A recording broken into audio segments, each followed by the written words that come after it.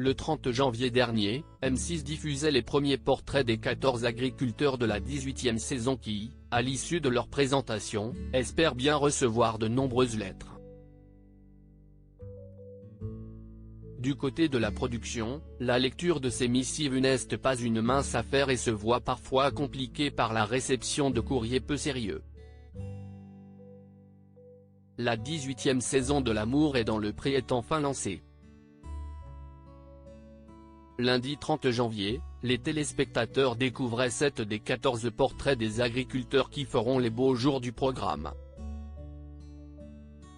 Parmi eux figure notamment Christine, éleveuse de chats et de chiens sexagénaire qui a tout perdu dans une histoire d'amour, Baptiste, cultivateur dans la région PACA qui a bâti de ses propres mains son futur cocon familial ou encore Roméo, producteur de fourrage victime d'un grave accident.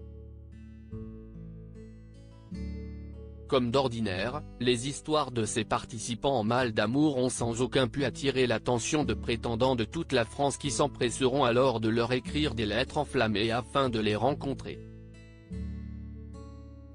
Si certains ne reçoivent que peu de courriers à l'issue des portraits, d'autres ne savent parfois plus où donner de la tête.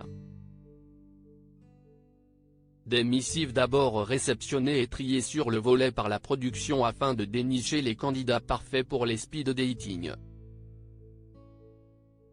Un travail de longue haleine, qui nécessite de lire de nombreux courriers, dont le profil des auteurs est parfois peu sérieux.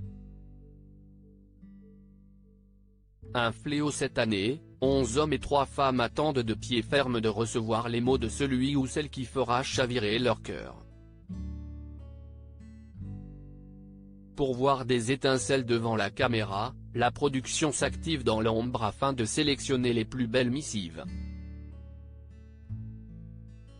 Une tâche parfois compliquée par la réception de courriers quelquefois envoyés dans le but de participer à l'émission, et non de rencontrer le heureux élu, comme l'a révélé le chroniqueur Guillaume Janton sur le plateau de Touche pas à mon poste. Vous savez qu'il y a un fléau ? Il y a des gens qui écrivent à tous les agriculteurs en même temps pour essayer de passer à la télévision alors qu'ils s'en foutent complètement, affirme-t-il. Des rêves de lumière qui assombrissent le bon déroulement du programme.